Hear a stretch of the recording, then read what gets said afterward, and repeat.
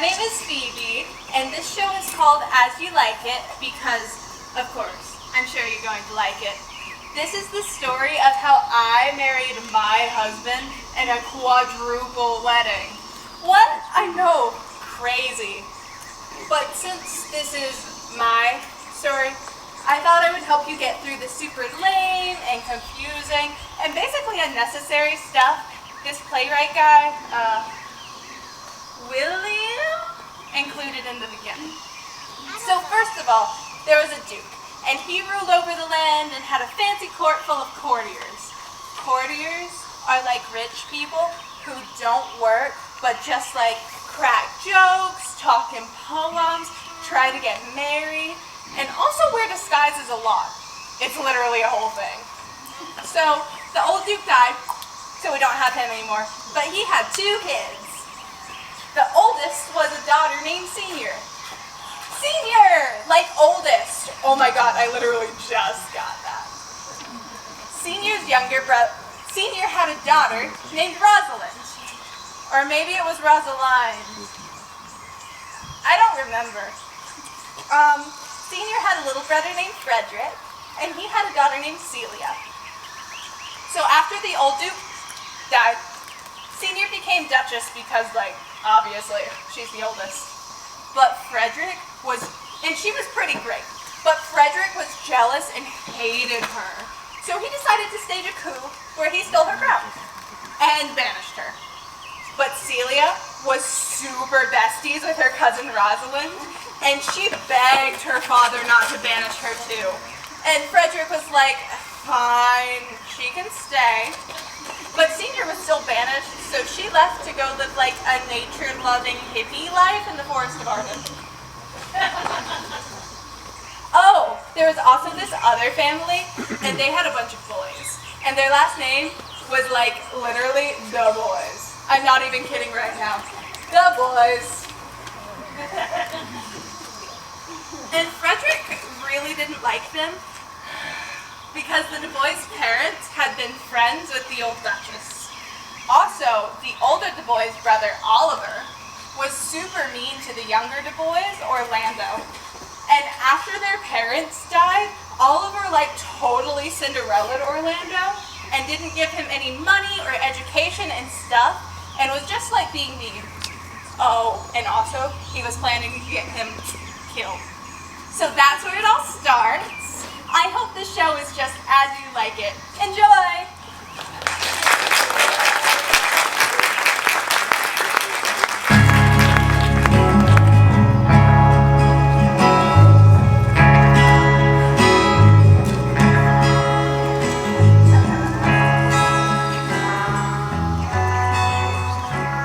As I remember, Anna, my father left me but 1,000 crowns and charged my brother, Oliver, to raise me well. But his horses are bred better. His animals on dunghills are as much bound to him as I. He bars me the place of a brother, feeds me with his hinds, and the spirit of my father within me begins to mutiny against this servitude. Yonder comes my master, your brother. Now, sir, what are you making here? Nothing. I am not taught to make anything. Hey, sir, be better employed. Shall I keep your hogs and eat husks with them? Know you where you are, sir? Oh, sir. Very well here in your mansion. I know you before whom? Aye, better than you know me. You are Oliver, my eldest brother. The courtesy of nations allows that you are my better, in that you are the firstborn. That same tradition takes not away my blood. Were there 20 brothers between us, I have as much of my father in me as you. What, boy? Come, elder brother. What do they have me done? I am no villain. I would not remove my arm from your throat till the other had stung out your tongue for saying so. Masters, be patient, for your father's memory be at peace. Let go of me, I say. Hear me.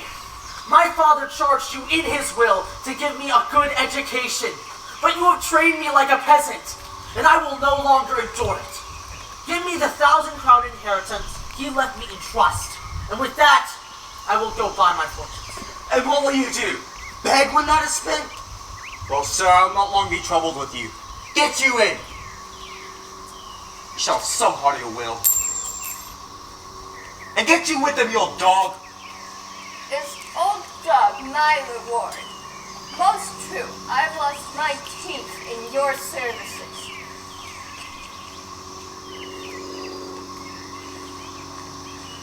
I will physic your greatness. Yet give no 1,000 crowns neither. Holla, Charles. Good morrow, your worship. Good Monsieur Charles, what is the new news at the new court? Why, sir, there's no new news at the new court, sir. But for the old news, which is the Duchess Senior was banished by her younger brother, the new Duke. And 3 or 4 loving ladies have put themselves into voluntary exile with her, whose lands and revenues enrich Duke Frederick. Therefore, he gives them good leave to wander. Can you tell if Rosalind, the Duchess's daughter, be banished with her mother? Oh no! For Duke Frederick's daughter, Celia, and Rosalind's cousin, loves Rosalind so that she would have followed her exile. Rosalind is at the court, sir. Where does the Duchess live? They say she is already in the forest of Arden, and a many merry gal with her. And there they live like the old Robin Hood of England, and fleet the time carelessly as he did in the Golden World. You wrestle tomorrow before the new Duke? Never do I, sir? Yet, I'm given to understand that your younger brother, Orlando, plans to come and try and fall against me. See, I wrestle for my credit, and he that escapes me without some broken limb shall acquit him well. Your brother is but young and tender. I would be loath to foil him. I'll tell you, Charles, he is the stubbornest young fellow. A secret and villainous contriver against me, his natural brother. Therefore, use your discretion. I would as well you did break his neck as his finger. And you best look to it, for he will practice against you some treacherous device until he's taken your life. I assure you, and almost with tears I speak it, there is not one so young and so villainous this day living. Well, I am heartily glad I came here to you, sir. If you come tomorrow, I'll give him his payment. Farewell, good Charles. God keep you, worship. Now I hope I shall see an end to my brother. For my soul, I know not why, hates nothing more than he. And yet he's kind, gentle, and indeed so much in the heart of my own people that I am altogether despised. This shall not be long. This wrestler shall clear all.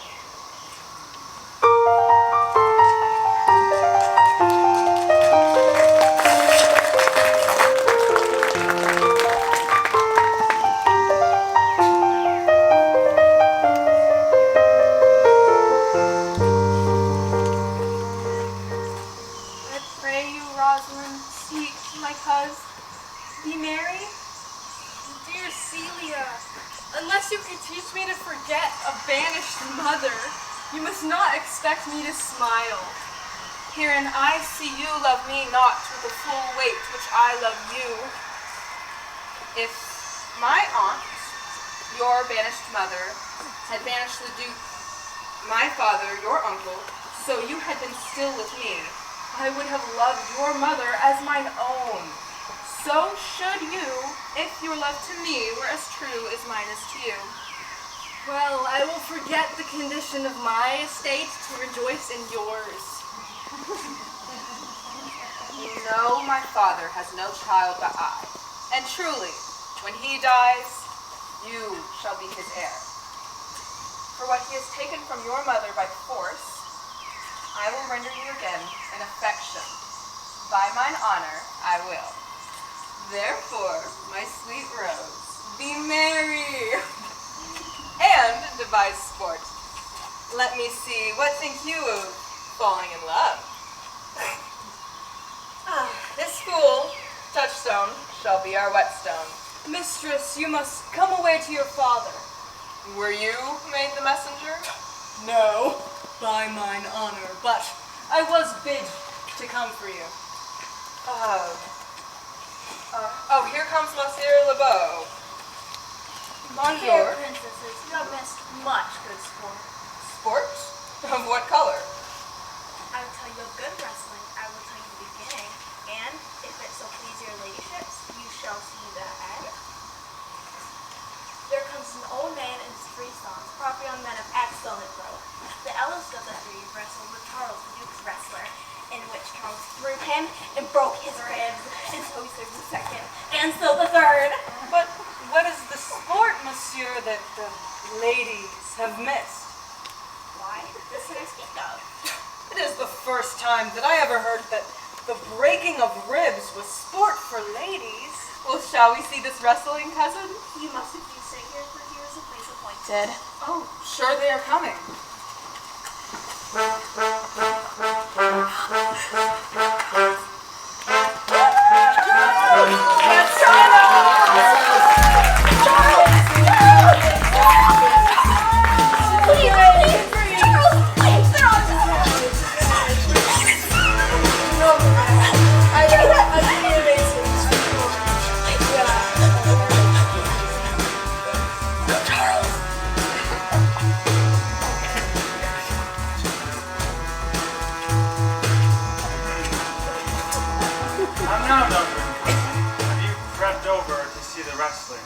Aye, my liege, so please you give us leave.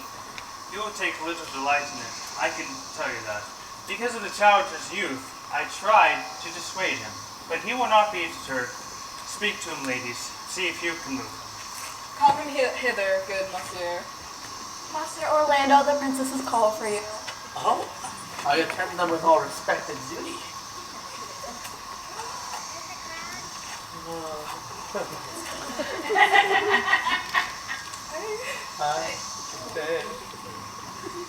Young man, have you challenged Charles the wrestler?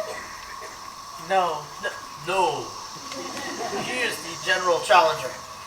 I try but in as others do to try within the strength of my youth. Young gentlemen, we pray you, for your own sake, to embrace your own safety and give over this attempt.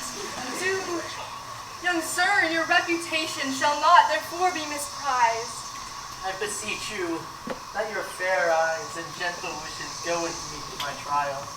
Wherein, if I be killed, I have none to lament me. I have nothing. What little strength I have, I would it were with you. Fare you well. And mine to eke out hers. Come! Where is this young gallant so desires to lay with his mother earth? Ready, sir? You mean to mock me after you should not have mocked me before. You shall try, but one falls.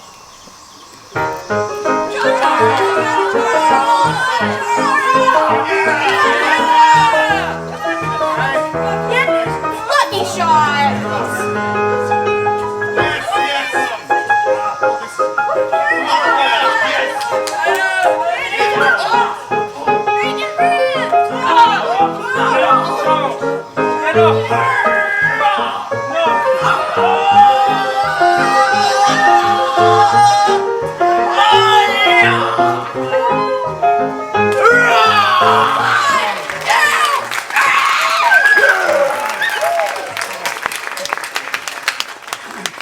Hurry, Charles!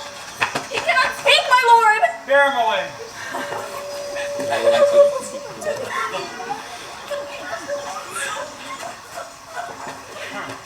What is your name, young man? Orlando, my liege, youngest son of Sir Roland de Bois. I would have been son to some man else. I didn't find your father as mine enemy. I would have been told of another father. I am more proud to be Sir Roland's son, and would not change that to be adopted heir to Frederick. Gentle cousin, let us go thank him and encourage him. My father's rough and envious disposition sticks me at heart. Sir, you have well deserved.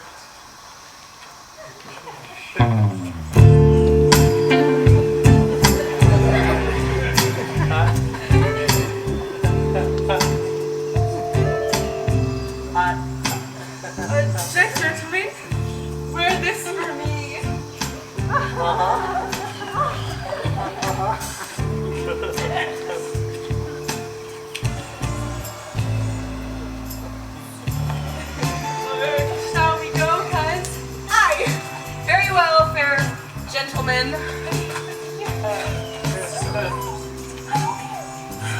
Can I not say I thank you? Oh, my better parts are all thrown about. But what remains here is but a contained, mere lifeless block. He calls us back? I'll ask him what he would. Did you call, sir? So you have wrestled well and overthrown more than your enemies.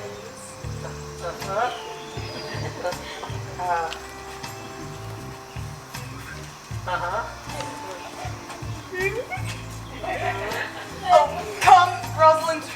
Will you go, cuz? I'm with you. Fare you well. See you later. What passion hangs these weights upon my tongue? I cannot speak, and yet she urged conference. Oh, poor Orlando, you are overthrown! Good sir, I do in friendship counsel you to leave this place. Although you have deserved high commendation, true applause, and love, it is the Duke's condition that he mistrusts all that you have done. I thank you, sir, for you tell me this. Which of the two is daughter of Frederick?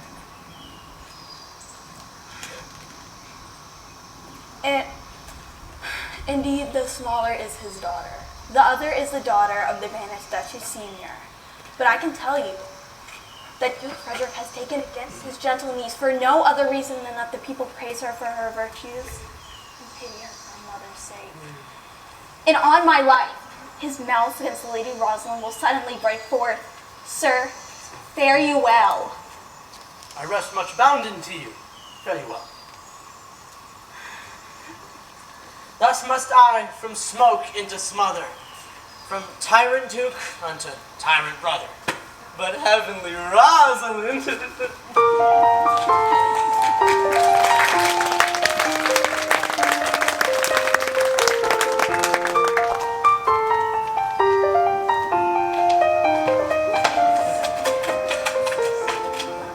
Why, cousin, Rosalind, have mercy. Is it possible on such a sudden you were to fall so strongly for Sir Roland's youngest son? My parents both loved his father, old Sir Roland. Well, does it therefore ensue that you should love his son? Oh, by this kind of chase I should hate him, for my father hated his father dearly. Yet I hate not Orlando. Oh, you love him because I do. Oh, look, here comes the Duke with eyes full of anger. Mistress, dispatch her with your safest taste and get her from our court. Me, uncle? You, niece, within these 10 days, if you are found so near a public fortress within 20 miles, you will die for it. I do beseech your grace. Give me the knowledge of what faults you bear me. Let it suffice you that I trust you not. Yet your mistrust cannot make me a traitor. Tell me whereon your suspicion depends. You are your mother's daughter. That's enough. Well, so was she when your highness took his dukedom? So was she when your highness banished her mother? Treason is not inherited, and her mother was no traitor. We stayed her for your sake, else had she with the mother also gone. I did not then entreat to have her stay. It was your pleasure. If she be a traitor, why so am I. We are inseparable. Come, daughter. She is too subtle for you, and her smoothness speaks. She robs you of your name, and you will show more bright when she is gone. Firm and irrevocable is my doom, which I have passed upon her. She is banished. Pronounce that sentence then unto me, father. I cannot live without her. You are a fool. You, niece, provide yourself. If you outsay the time, upon mine honor and in the greatness of my word, you die. Oh, my poor Rosalind. Pray you, be cheerful. Oh, don't you know the Duke has banished me, his daughter? He has not. No. Shall we be sundered? No, let my father seek another heir, for I'll go with you. But where shall we go? To seek my aunt, your mother, in the forest of Arden. But alas, what danger will it be to us, maids as we are, to travel forth so far? I mean, beauty as such. It provoketh thieves sooner than gold.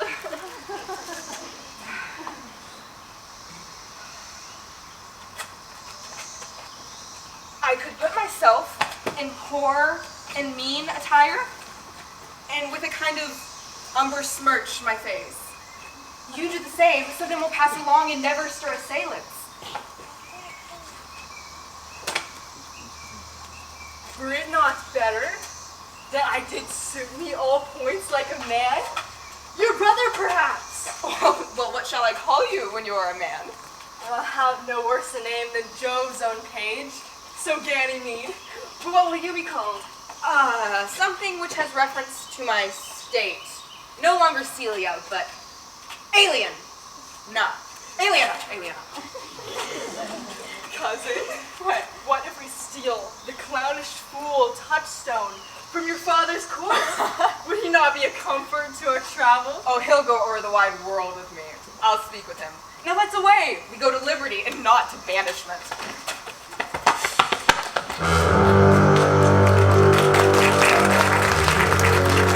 Although, can it be possible that no one saw Celia leave with Rosalind? The handmaids, her attendants, saw her abed, but in the morning early they found the bed untreasured of their mistress. The Princess Celia's handmaid confesses that she secretly overheard your daughter and her cousin, men-loved wrestler Orlando, that lately foiled Charles. She believes wherever they have gone, that youth is surely in their company. Also missing, my lord, is the clown Touchstone, at whom so oft your graces want to laugh. Send to Orlando's brother, Oliver. Fetch that count hither. I'll make him find his brother. Do this subtly, and let not search fail to bring again his foolish runaways.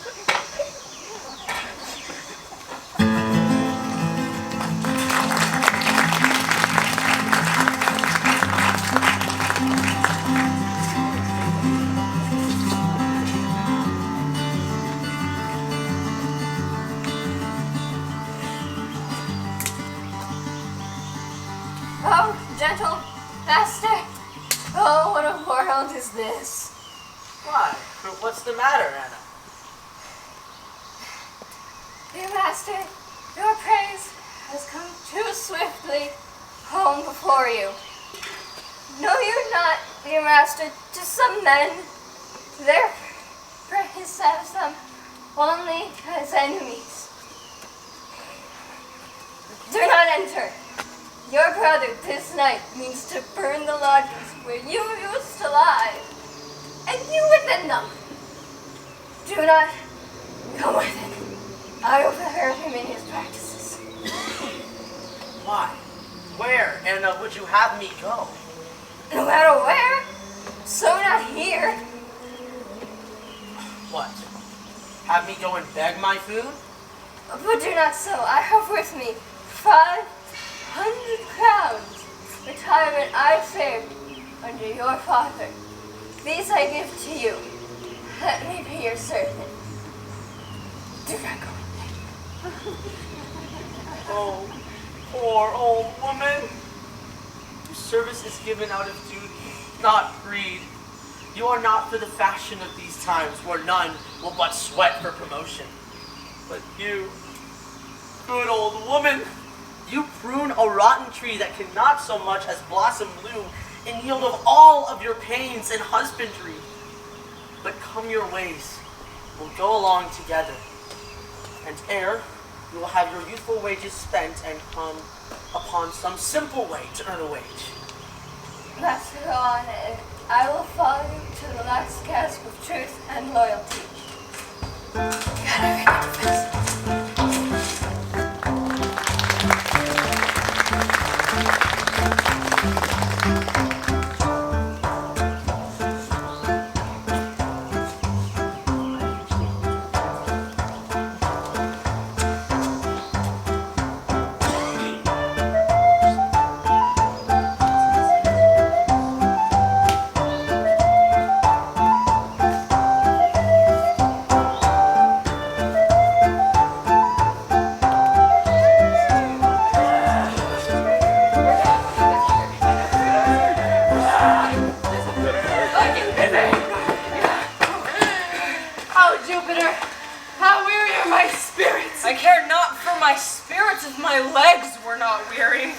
I pray you bear with me. I can go no further. For my part, I had rather bear with you than bear you. Well, this is the forest of Arden. Now I am in Arden, the more fool I. When I was at court, I was in a better place, but travelers must be content. I be so good touchstone. Oh, look you who comes here, a young man and an old woman in solemn talk. That is the way to make her scorn you still. Oh, Corin, but you knew how I do love her. I partly guess, for I have loved her now. No. Corin, being old, you cannot guess. Though, in your youth, you were as true a lover as ever sighed upon a midnight pillow. But if your love were ever like to mine, how many actions most ridiculous have you been drawn to by your fantasy? Ain't to 1,000 that I have forgotten. Oh, you did then never love so heartily. For, if you remember not the slightest folly that love did ever make you run into, you have not loved. Or, if you have not stood, wearying your hearer in your beloved's praise, as I do now indeed, you have not loved. Or, if you have not broke from company abruptly, as my passion now makes me, you have not loved. Oh, Phoebe, Phoebe, Phoebe! I pray you, one of you question yon woman, if she for gold will give us any food. I faint, almost to death. Holla, you clown! Peace! Fool, she's not your kinswoman. Who calls there? Your betters. I pray you. I pray you. Shepherdess, bring us where we may rest ourselves and feed. Here's a young maid with travel much oppressed and faints for succor. Fair sir, I pity her and wish my fortunes were able to relieve her. But I am shepherdess to another woman, and do not shear the fleeces that I graze. My mistress is of churlish disposition. Besides, her coat, her flocks, and gowns of feed are now on sale.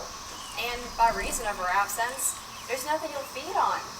You can't eat the sheep. Oh, I pray you, shepherdess, buy you the cottage and the pasture and the flock, and you shall have to pay for it of us. And we will mend your wages. I like this place, and I willingly could waste my time in it. Assuredly the thing is to be sold. Go with me.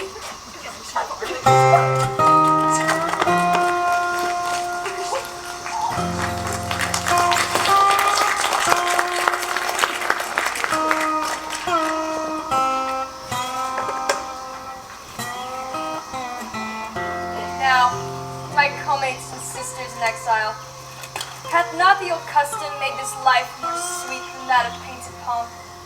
And this, our life, more free from peril than that of the envious courts? And this, our life, exempt from public haunt, finds tongues in trees, books in running brooks, sermons and stones and good in everything. I would not change it. Happy is your grace that can translate the stubbornness of fortune to so quiet, so sweet a style. Come, shall we go poach some venison from my brother the Duke's lands? Yet it pains me that the poor dappled fools should have their haunches gored. My lady, the melancholy Jacques grieves at that. Today, I stole behind her as she lay under an oak, the which place a stag that from the hunter's aim had taken a hurt did come to languish. But Lady Amiens, did Jacques not moralize this spectacle? Oh, yes, into 1,000 similes. First, for her leaping into the needless stream. Poor dear. Your death is a sacrifice for your freedom. You give your sum of more to those who took too much. Then, another herd, full of gesture jumps along by his dead ear and never stops to greet him. "Aye," quoth Jacques, "sweet mind, you fat and greasy citizens, it's just the fashion. Wherefore would you look upon that poor and broken bankrupt there?" Thus, most effectively, she pierces through the body of country, city, court, yea, and of this our life, swearing that we are mere usurpers, tyrants, and what's worse, to frighten the animals and to kill them up in their assigned and native dwelling place. And did you leave her in this contemplation?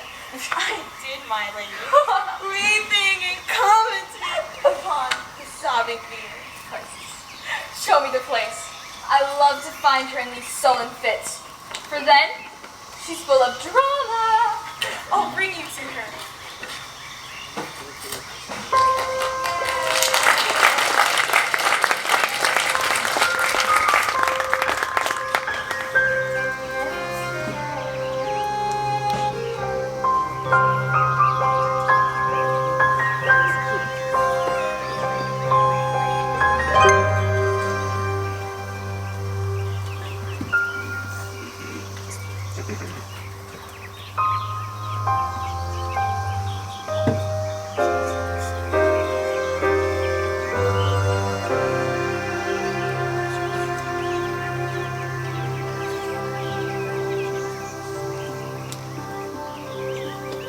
Dear master, I can go no further. I die for food. Why? How now, Anna? No greater heart in thee. Cheer thyself a little. If this uncouth forest yield anything savage, I will bring it to you for food. Come, I will bear you to some shelter. You shall not die for a lack of dinner. Cheerily, good Anna. I think Jacques be transformed into a beast, or I can nowhere find her.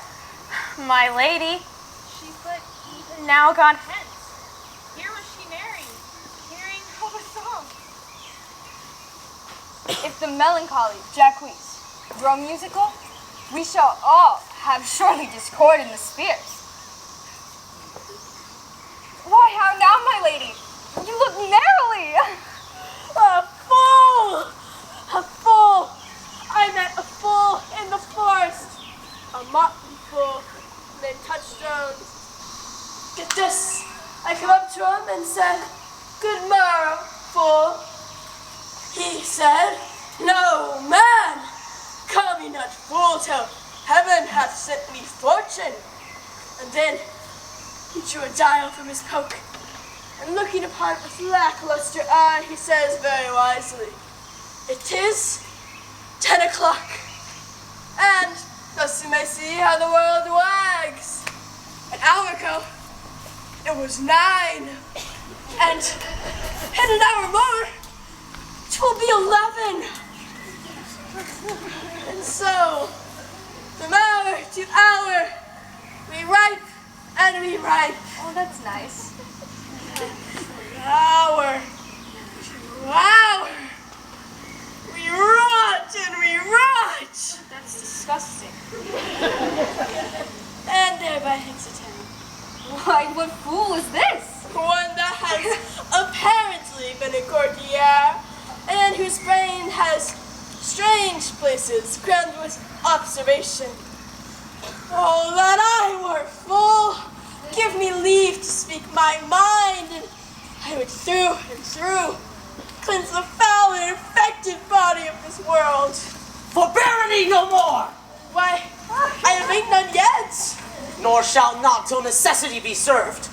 Aren't you thus boldened, man?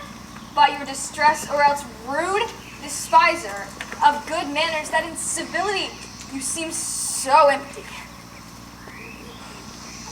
You touched my vein at first. The thorny point of bare distress has You have taken from me the show of smooth civility. But forbear, I say. What would you have, for or gentleness? Shall force more than your force move us to gentleness? I almost die for food. Let me have it. Sit down and feed, and welcome to our table. Speak you so gently. Pardon me, I pray you. I thought that everything in this forest had been savage. I blush and hide my blade. True it is that we have seen better days, and therefore sit you down in gentleness, and take what help we have. There is a poor old woman who has many a weary step lived in pure love. Till she be first sufficed, I will not touch a bit. Go find her out. We will nothing waste till your return. I thank you. Be blessed for your good comfort. You see that we are not all alone unhappy. This wide and universal stage presents more woeful pageants than a scene wherein we play. Well, all the world's a stage, and all the men and women, they're merely players. They have their exits, and they have their entrances, and one man, in his time, plays many parts. His acts being 7 ages.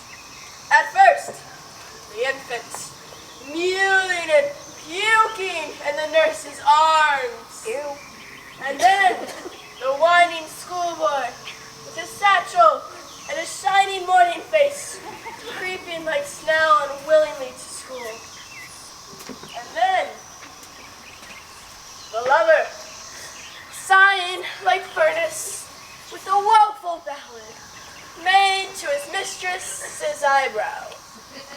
And then, the soldier, full of strange oaths and bearded like the pard, his eyes severe, full of honor and quick and quarrel, seeking the bubble reputation even in the cannon's mouth.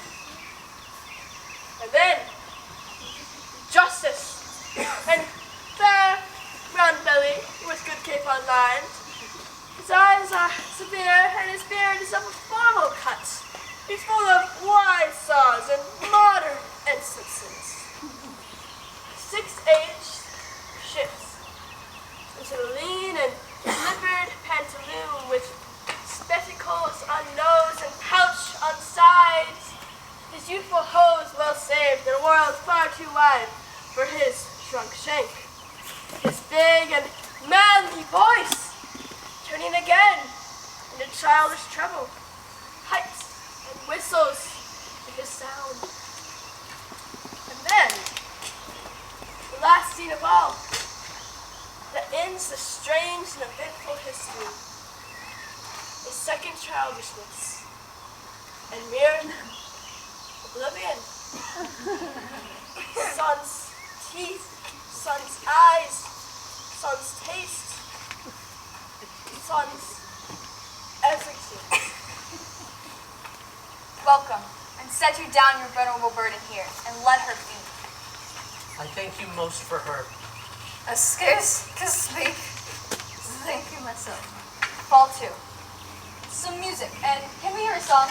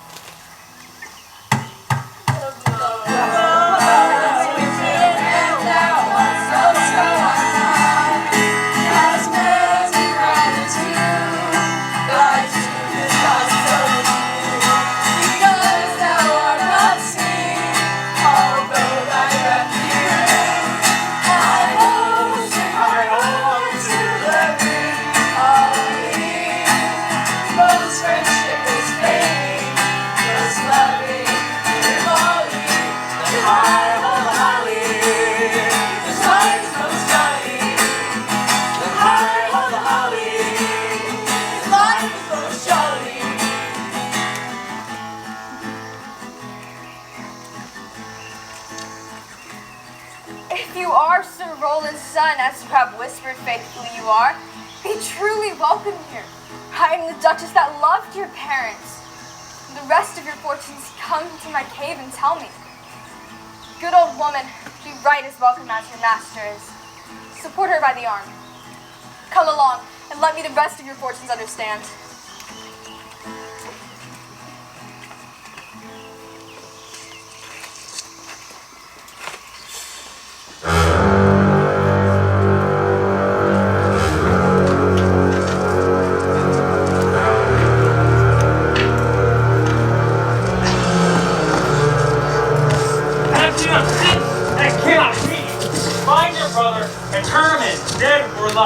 Return you no more in our territory. All things and lands that you call yours were seizure, do we cease into our hands until you, by your brother's mouth, are acquitted of what we think against you. How about that your highness knew my heart in this? I have never loved my brother in my life. Or villain, now. Push him out the doors, let my officers seize his lands. Do this expediently and turn him out.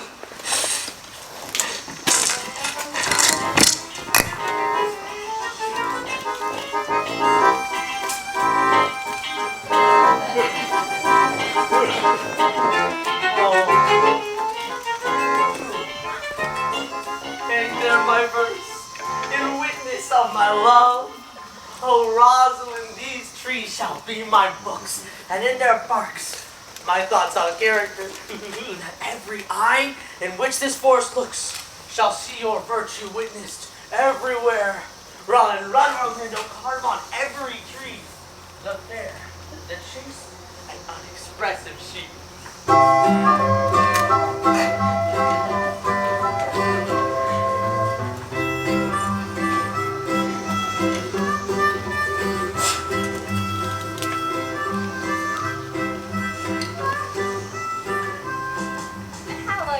Shepherd's laugh, Master Touchstone.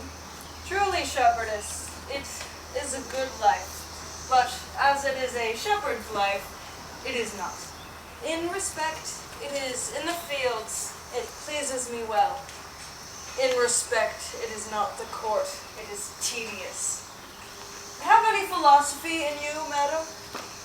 No more, but that no more one sickens. The worse it easy is.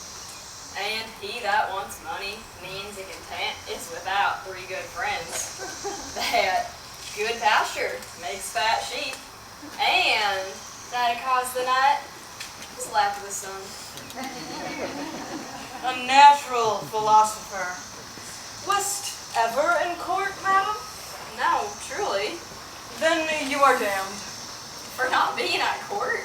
Your reason? Why? If you were never at court, you never saw good manners. If you never saw good manners, then your manners must be wicked. And wickedness is sin, and sin is damnation. You are in a perilous state, madam. Not a whit, Touchstone. Those that are good manners at the court are as ridiculous in the country as the behavior of the country is most mockable at the court. You have too courtly a wit for me, I'll rest. Will do rest damned? Sir, I am a true laborer. I earn that I eat, get that I wear, envy no man's happiness. And the greatest of my pride is to see my ewes graze and the lamb suck. Here comes young Master Ganymede, my new mistress's brother. From the east to western inn, no jewel is like Rosalind. Her worth being mounted on the wind. Through all the world bears Rosalind. All the pictures fairest lined are but black to Rosalind. But no face be kept in mind but the fair of Rosalind. I'll rhyme you so 8 years together, dinners and sleeping hours accepted. Out, fool. For a taste. If a hart do lack a hind, let him seek out Rosalind. If the cat will after kind, so be sure will Rosalind. Winter garments must be lined, so must slender Rosalind. Sweetest nut hath sourest rind, Such a nut as Rosalind! This is a very false gallop of verses. Why do you infect yourself with them? Peace, you dull fool. I found them on a tree. Truly, the tree yields bad fruit. Oh, peace. Here comes my sister reading. Stand aside. Why should this a desert be? Tongues'll hang on every tree. Some of violated vows, and upon the fairest boughs will I, Rosalinda, write the quintessence of every sprite. Cleopatra's majesty, sad Lucretia's modesty, Rosalind of many parts, of many faces, eyes, and hearts. Heaven would that she these gifts should have, and I to live and die her slave. What tedious homily of love. How now? Corin, go off a little. Go with her, Sirrah. Come, shepherdess, let us make an honorable retreat. Didst you hear these verses? Oh yes, and more too. For some of them had in them more feet than the verses would bear. But didst you hear how thy name should be hanged and carved upon these trees? Look here what I found on a tree. I was never so berhymed. Know you who has done this? I prithee, who? And a chain that I once wore, then you once wore, now he wears. Change you color? Nay, but who is it? Is it possible? I pray you now, tell me who it is. It is young Orlando that tripped up the wrestler's heels and your heart both in an instant. Orlando! Alas, the day! What shall I do with my pants and my hat? What did he when you saw him? What said he? How looks he? Where went he? What makes he here? Did he ask for me? Where makes he? How parted he with you? And when shalt thou see him again? Does he know that I am in this forest, sitting in a man's apparel? Looks he as freshly as he did the day he wrestled? Answer me in one word. You must borrow me gargantuous mouth first. It's a word too great for any mouth of this age's size. Proceed. He was furnished like a hunter. It comes to kill my heart. I would sing my song without an interruption. Do you not know I am a woman, but I think I must speak? Soft, comes he not here? It's he. Slink by and know no more.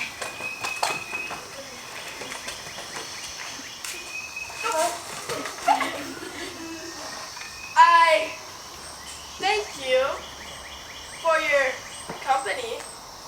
That's what you call it. But good faith, let's meet as little as we can. Oh yes, I do desire we may be better strangers. I pray you, mar no more trees that are his love songs in their barks. For you mar no more of my verses by reading them ill-favoredly. Rosalind is your love's name? Yes. You know these poems suck, right? They're really bad. And you know what else? I do not like your love's name. Pleasing you was not thought of when she was christened. Well, what stature is she of? Oh, that is my heart.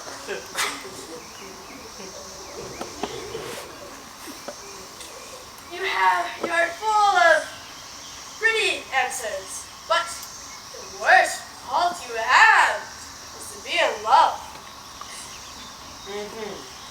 Yeah, well, that's a fault I will not change for your desperation. I'm worried of you. I am as well. By my troth, I was seeking for a fool when I found you. She's drowned in the brook. Look but in and you shall see her. You have a nimble wit. I'll tarry with you no longer. I am glad of your departure. Adieu, good Mistress Melancholy. Broken, Senior Love. I'll speak to him like a saucy lackey. I'll play the knave with him. Do you hear, Forester? The knave's getting me. Name's Orlando. Very well. What would you? I pray you, what is it o'clock? You should tell me what time of day. There's no clock in the forest. That there is no true lover in the forest, else sighing every minute and groaning every hour would detect the lazy foot of time as well as the clock. Ganymede, your accent is something much finer than you could find in such a removed dwelling. Are you native of this land? I have been told so, but indeed, an old religious uncle of mine taught me to speak. He knew courtship well. I have heard him read many lectures against it, and I thank God I am not a woman to be touched with so many giddy offenses as he has generally taxed their whole sex withal.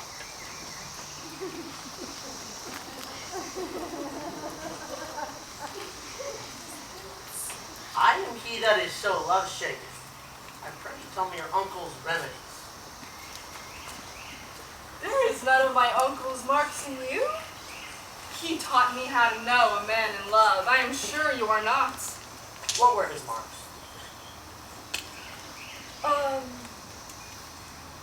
A lean cheek, which you have not.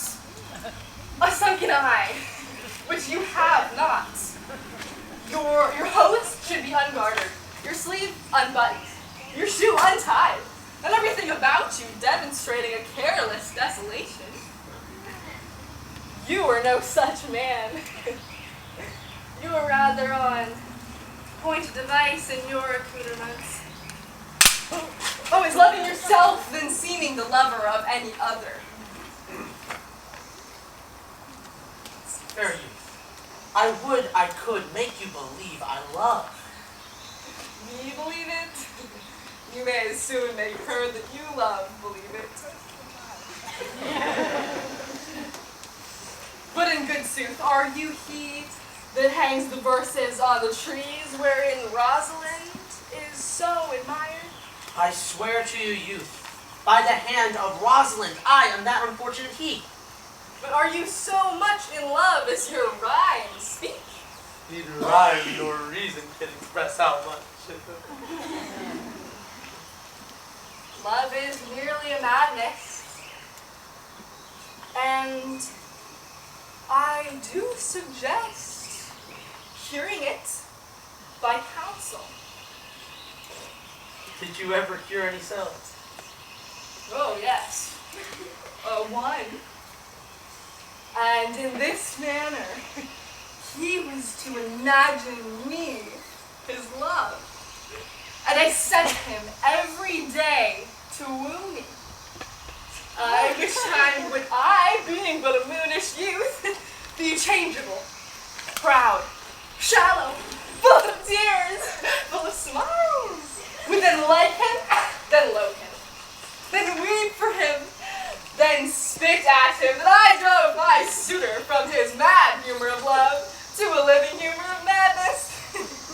Thus I cured him. I would not be cured so.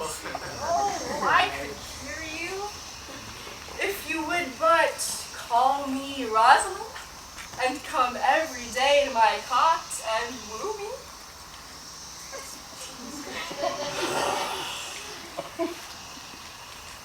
You know what? By the faith of my love, I will. Tell me where it is. Come with me to it, and I'll show it you.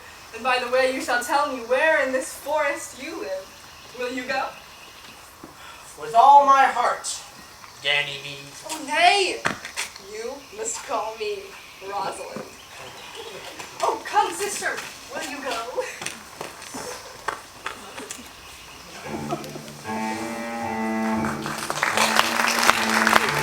Come, good Audrey. Am I the man yet? Does my simple feature content you? Your features? Lord warned us. What features? Why, I am here with you and your goats. As the poet Ovid was among the Goths. Truly I would the gods had made you poetical. I do not know what poetical is. Does it mean truthful? No, truly, for the truest poetry is the most fading. Do you wish then that the gods had made me poetical? I do truly, for you swear to me you are honest. Now if you were a poet, I might have some hope you didst lie. Well, I'm not fair, and therefore I'll pray the gods make me honest. Truly, but to cast away honesty upon a foul slut would to be like putting good meat into an unclean dish. I am not a slut, though I thank the gods I'm foul. Well, praise be the gods for your foulness. Slutishness may come hereafter, but be it as it may be, I will marry you. And to that end, I have been with a vicar more text of the next village. And were better to be married of him than of another, for he is not like to marry me well. And not being well married, it is a good excuse for me hereafter to leave my wife. Will the gods give us joy? Come, sweet Audrey, we must be married, or we must live in bawdry.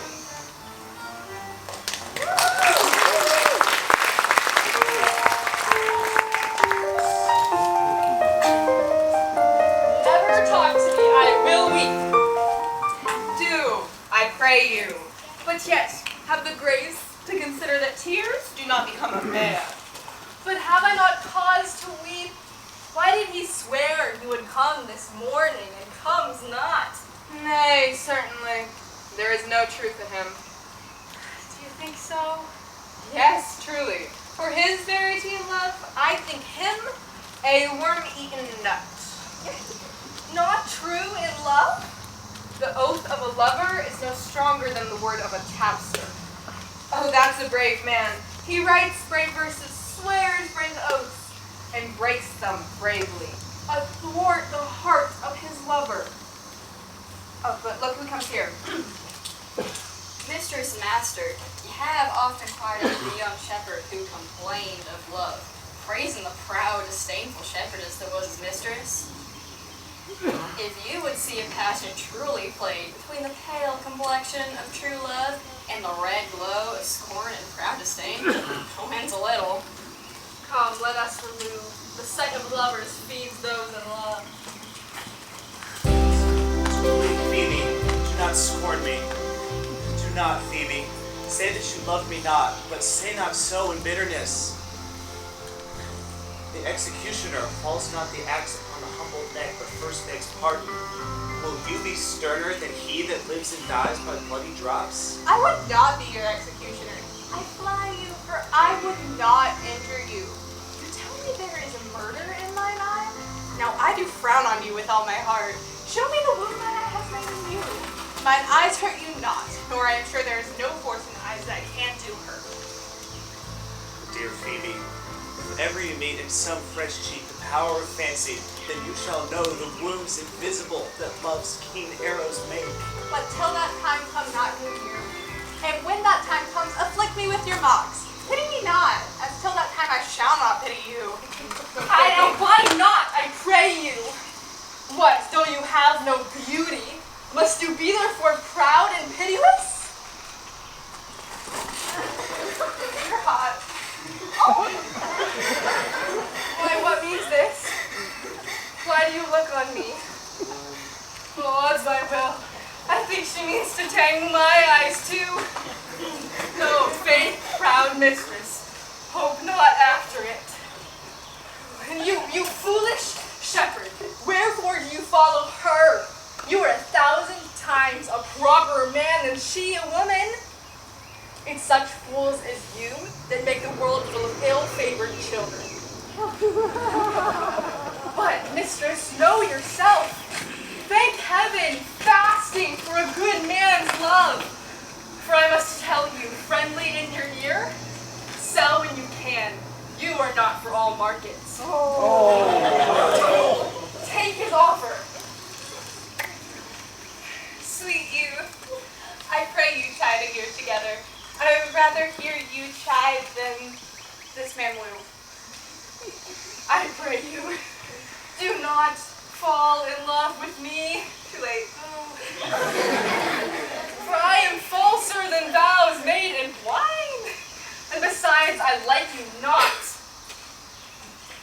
Shepherd, glide her hard. Come, sister.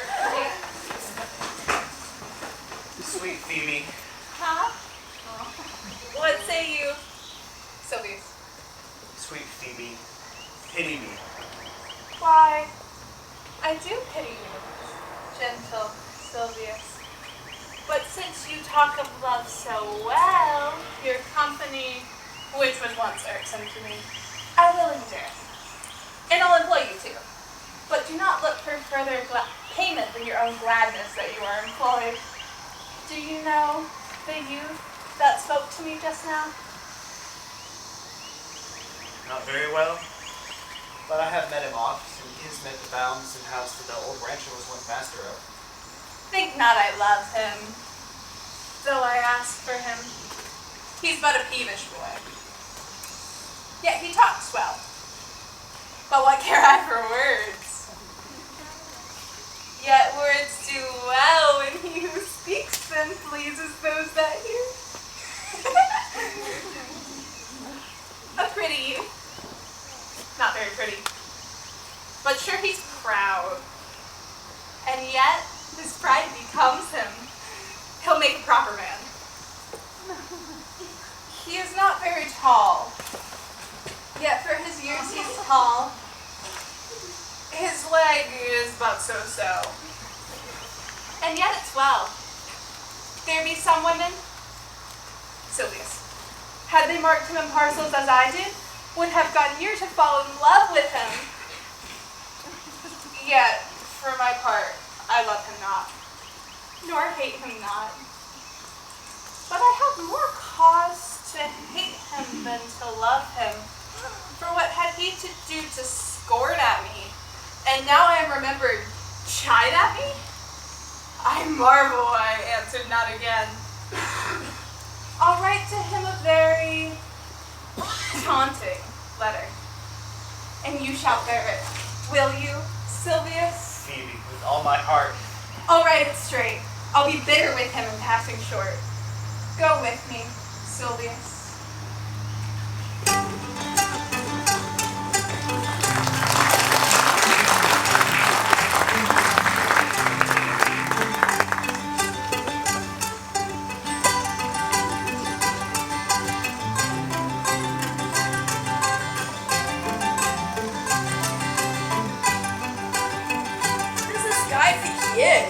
Shakespeare? Ah, you, pretty lady, over here. I pray you, let me be better acquainted with you. Oh, they say you are a, melancholy lady? Oh, I do love it better than laughing. It's good to be sad and say nothing. Why then it is, good to be a post. I have neither the scholars' melancholy, nor the musicians, which is fantastical, nor the courtiers. But it is a melancholy of mine own, compounded of the contemplation of my travels. Oh, a traveler. Oh, by my faith, you have great reason to be sad. I fear you have sold your own lands to pay for your travels. Yes, I have gained my experience. And your experience makes you sad. I had rather have a fool and travel too. Good day and happiness, dear Rosalind. Nathan, God be with you. Talking like verse. Yeah. Farewell, Mistress Traveler. Why, how now, Orlando, where have have you been all this while? Dear Rosalind, I'm come within an hour of my promise. Break you an hour's promise in love? Pardon me, dear Rosalind. Nay, if you be so tardy, come no more in my sight. I'd rather be wooed of a snail. Of a snail? Aye, of a snail, for though he comes slowly, he carries his house on his head. A better offer, I think, than you make a woman. Now come, woo me, for now I am in a holiday humor, and like enough to consent. Then love me, Rosalind. Yes, faith, will I. Fridays and Saturdays and all. Wilt you have me? Yes, and 20 more. What?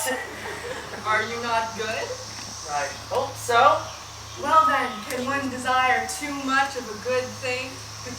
Well, now come, sister. You... Not right now. You shall be the priest and marry us. Give me your hand, Orlando. I pray you marry us. I cannot say the words. You must begin, will you, Orlando? Go to...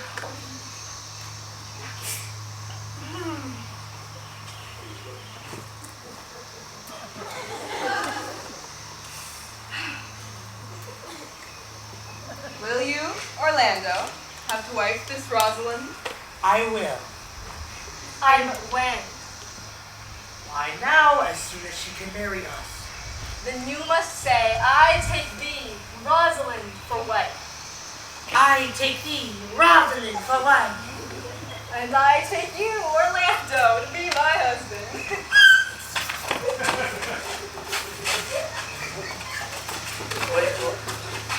Oh! Now tell me, how long would you have her after you possessed her? Forever and a day. Say a day without the ever. I will be more jealous of you than a rooster over his head, more clamorous than a parrot against rain, more newfangled than an ape, more giddy in my desires than a monkey. I will weep for nothing when you are disposed to be merry and laugh like a hyena when you are inclined to sleep. But will my Rosalind do so? By my life, she will do as I do.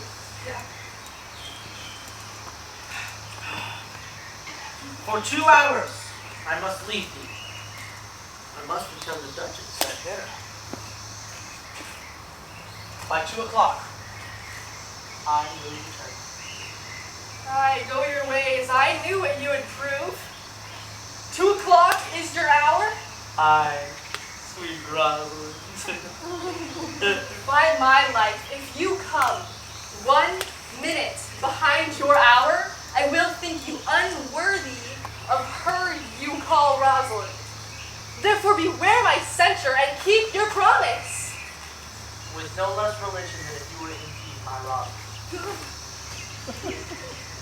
Adieu. Adieu.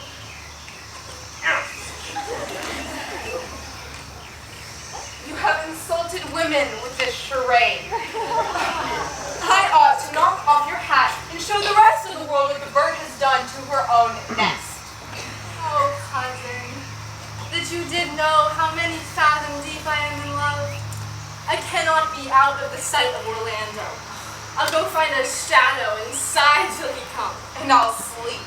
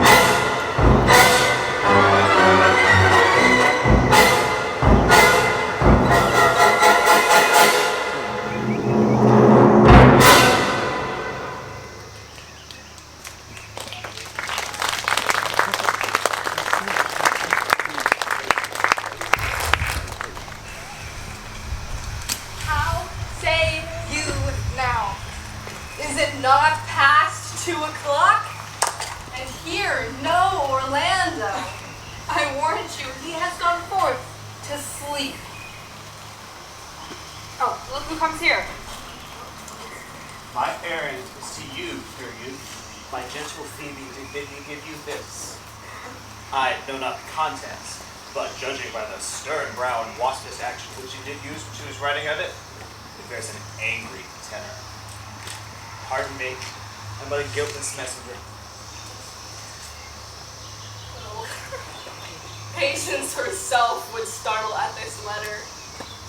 Why, it's a boisterous and a cruel style. She says I am not fair, that I lack manners. She calls me proud, that she could not love me were man as rare as Phoenix. Odds my will. Why writes she so to me? Why, she defies me. Will you hear the letter? So please you, for I have not heard it yet. Why, your Godhead laid apart, do you war with a woman's heart? Did you ever hear such railing? While you taunt me, I did love. How then might your prayer move? He that brings this love to thee little knows this love in me. And did you ever hear such chiding? While you taunt me, I did love. How then might your prayer move? He that brings this love to thee little knows this love in me. By him till all your mind went away. See page 2. Check yes or no. What?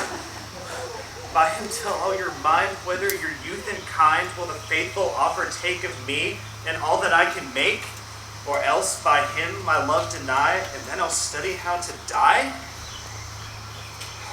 Call you this chiding? Oh, alas, poor shepherd. Do you pity him? No, he deserves no pity. Will you love such a woman? Well, then go your way to her, for I see love has made you a tame snake. If say this to her, if she love me, I charge her to love you. If you be a true lover, go.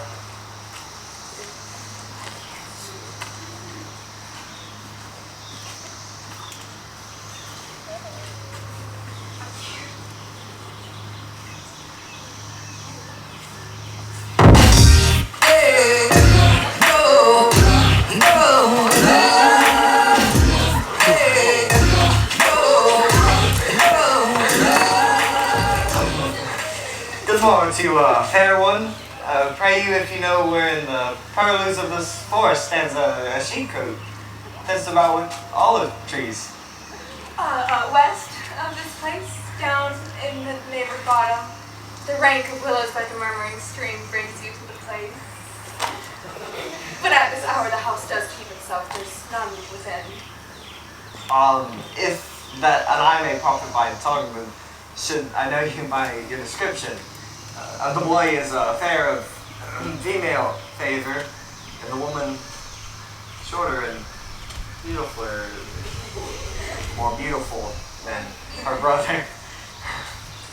Are you the owner of this house? We are. Orlando does commend him to you both, and to that youth he doesn't forecall is Rosalind, who sends this bloody napkin. Are you key? I am. What must we understand by this? Some of mine shame if you will know of me what kind of man I am, how and why and where this handkerchief was staying. I pray you tell it. When last seeing Orlando parted from you, he left a promise to return, and pacing through the forest lo befell, under an oak whose boughs were mossed with age, a wretched man lay sleeping on his back,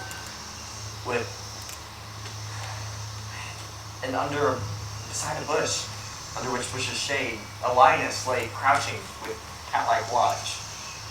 At this scene, Orlando did approach and found that the man was his brother, his elder brother.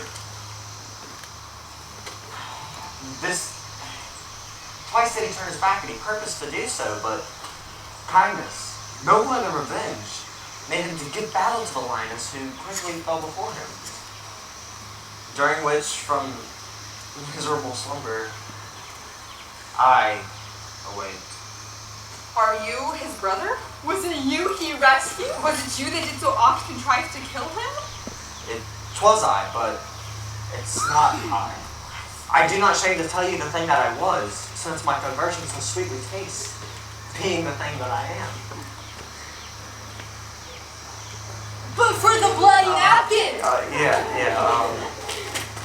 Thereupon his arm, the lioness had torn some flesh away, which all this while bled, and now he fainted, and he cried in fainting upon Rosalind. Brief, I recovered him, and after binding up his wound, and after some small space, he sent me hither, stranger as I am, to deliver this story that you might forgive his broken promise, and to give this napkin, dyed in his blood, to that shepherd youth who does his blood call Rosalind. Gamey! Hey? It's many will soon when they do look on blood. There's more in it, brother. Ganymede. Oh, look, your cover's on.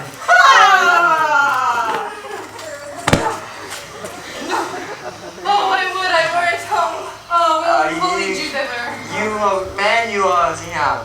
You lack a man's heart. I do so, I confess it. Oh, sir, I pray you, tell your brother how well I counterfeited. This was not a counterfeit. There is too great of a testimony in your complexion that this was a passion of earnest. It was counterfeit, I assure you. Okay, well then, take part in counterfeit to be a man. Oh, come, you look paler and paler. Pray you draw homewards up. Good sir, go with us? That will I, for I must bear answer back how you forgive my brother, Rosalind. But I pray you commend my counterfeiting to him.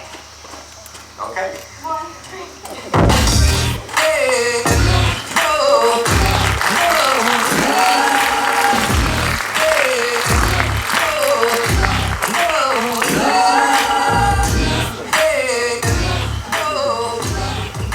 We shall find a time. Patience, gentle Audrey. Faith, the priest was good enough. Most wicked clergyman, most vile pastor. But, Audrey, there is a youth here in this forest that lays claim to you. I know who 'tis. He has no interest in me in the world. Here comes the man you mean. Good evening, Audrey. God ye good evening, William. And good evening to you, sir. Good evening, gentle friend. Cover your head, cover your head. Is your name William? William, sir? A fair name. Wast thou born in the forest here? Aye, sir. I thank God. Thank God. A good answer. Are you wise? Aye, sir. I have a pretty wit. Why, you speak well. I do now remember a saying. The fool does think he is wise, but the wise man knows himself to be a fool. You do love this maid. I do, sir. Give me your hand. Are you learned? No. Sir? Learn this of me. You are not he, sir, that must marry this woman. I am. Therefore, you clown, abandon, which is in the vulgar, leave this society, which is in the boorish company of this female, which in the common is woman, which together is abandon the society of this female or clown, you diest, or to wit, I kill thee, make you poof away, translate your life into death. I will deal in poison with thee, or in bastinado, or in steel. I will kill you in 150 ways. Therefore, clown,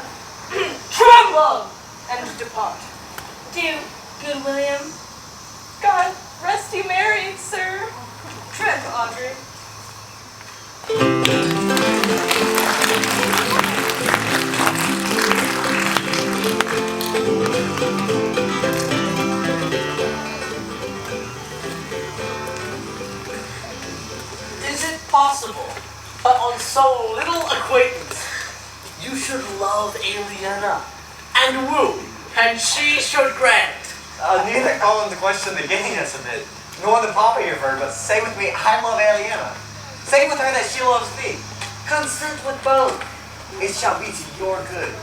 For our father's house and all the revenue that was our father's, I will estate upon you. And here live and die a shepherd. You have my consent. Let your wedding be tomorrow. Thither will I invite the Duchess and her contented followers. Go you and prepare Aliena. Here comes my Rosalind. God save you, brother. You there, sister. Oh, my dear Orlando. Oh, how it grieves me to see you wear your heart in a scarf.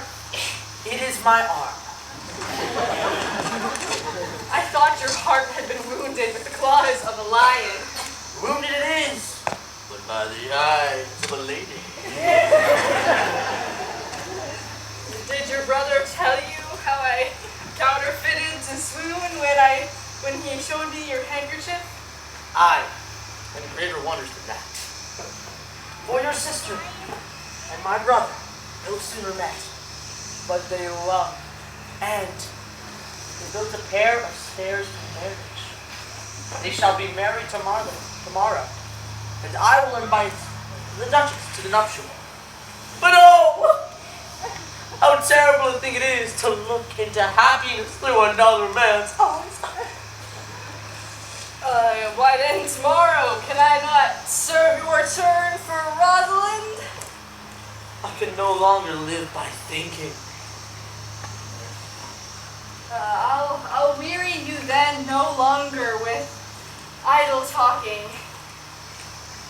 Know of me then, believe then that I can do strange things. If you do love Rosalind, when your brother marries Aliena, you shall marry her. I know into what straits of fortune she is driven, and it is not impossible to me to set her before your eyes tomorrow without any danger. Do you speak in so many words? By my life, I do. If you will be married tomorrow, you shall, and to Rosalind, if you will. You have done much ungentleness by showing the letter I wrote to you. It is my study to seem despiteful and ungentle to you. You are there followed by a faithful shepherd. Look upon him, love him, he worships you. Good shepherd, show this youth what it is to love. It is to be all made of sighs and tears. It is to be all made of faith and service. And so am I for Phoebe. And I for Ganymede. I for Rosalind. And I for no woman. It is to be all made of passion, all made of fantasy, and all made of wishes. All adoration, duty, and observance. All humbleness, all patience, and impatience. All purity, all trial, all observance, and so am I for Phoebe. And I for Ganymede. And I for Rosalind. And I for no woman. I pray you no more of this. Tomorrow meet me all together. I will marry you. If ever I marry woman, and I'll be married tomorrow. And I'll satisfy you if ever I satisfy a man, and you shall be married tomorrow. And I'll content you, and you shall be married tomorrow. I have left you commands. I'll not fail if I live. Nor I. Nor I. And you say you'll have her when I bring her. That were I of all kingdoms king. And you say you'll marry me if I be willing. That will I, should I die the hour after. But if you do refuse to marry me, you'll give yourself to this most faithful shepherd. So is the bargain. And you'll marry her if she will. Although to have her in death were both one thing. I have promised to make all this matter even. Keep your word, Phoebe. The shall marry me, or else refusing me to wed this shepherd, and keep your word, Silvius, that you'll marry her if she refuse me. And from hence I go to make these doubts all even.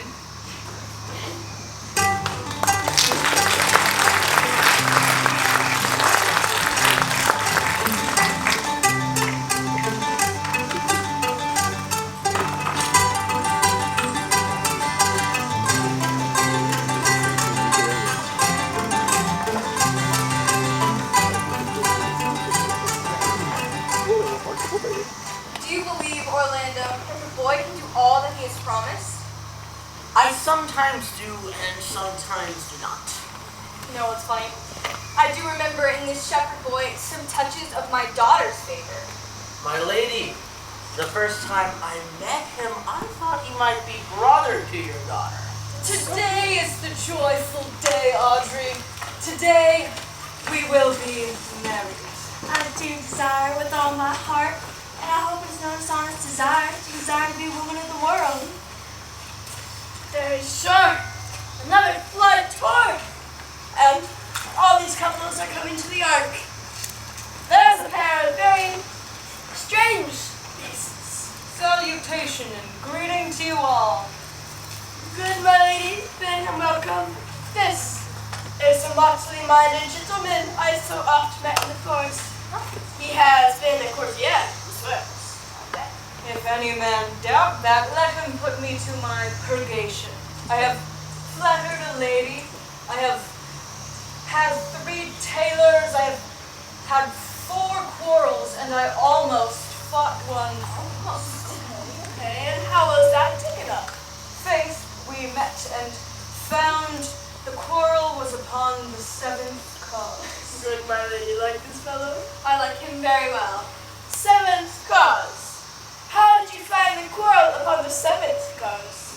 Upon a lie 7 times removed. As thus, ma'am, I did dislike the cut of a certain courtier's beard. He sent me word that he was in the mind that it was well cut. This is called the retort courteous. If I sent him word that I was in the mind that it was not well cut, he told me he cut it to please himself only. This is called the quip modest. If again, bless you, it was not well cut, he sent me word that he disabled my judgment. This is called the reply churlish. If again it was not well cut, he would say I lie. This is called the reproof valiant. If again it was not well cut, he would answer, I spake not true. This is called the counter-check, quarrelsome, and so to the lie circumstantial and the lie direct.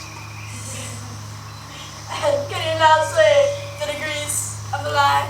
I name you the degrees. First, the retort courteous. Second, quite modest. The third, the reply churlish. Fourth, the reproof valiant. Fifth, counter-check, quarrelsome. The 7th, the lie circumstantial. And the 7th, the lie direct.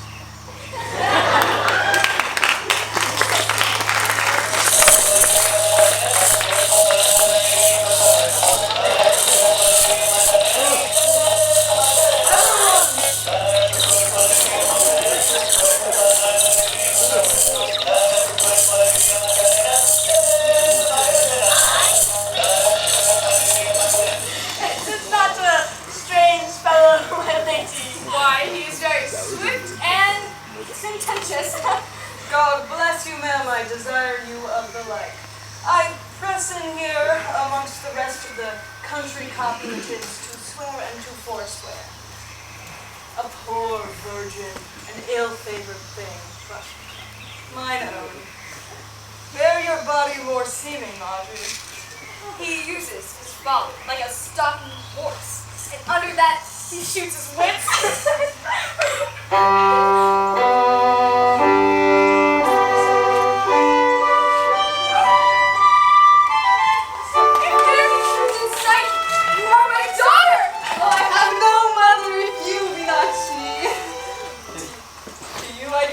For I am yours.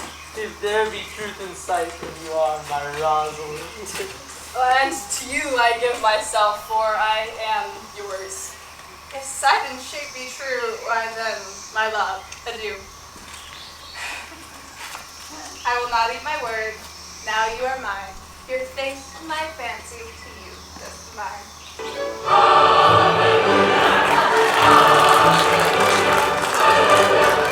Peace, peace. You and you, no cross shall part. You and you are heart and heart. You to this man's love must accord, or have a lady to your lord. You and you are sure together as winter to foul weather. Oh, my dear niece, welcome you are to me.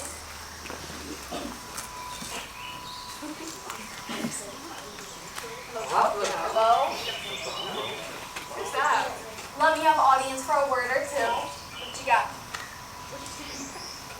I'm the servant to your brother.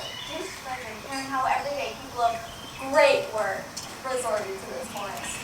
Travel purposely to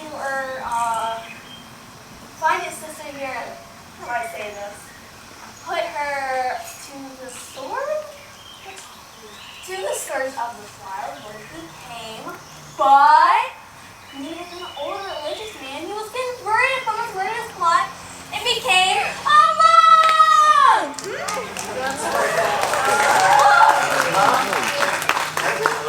Keep beating this crown unto thee, and restoring again the lands to all those who are with her exiled. This to be true, I do engage my life. Welcome, Laveau. You do offer fairly to these brothers' wedding. First, in this forest, let us do those ends that here were well begun. After every of this happy number that have endured shrewd days and nights with us, shall thou share the good of our return fortune. Meantime, forget this new fallen dignity, and fall into our rustic revelry. Play music, and you brides and bridegrooms all, with measures to enjoy, till measures fall. By my troth, well met. Come, a song.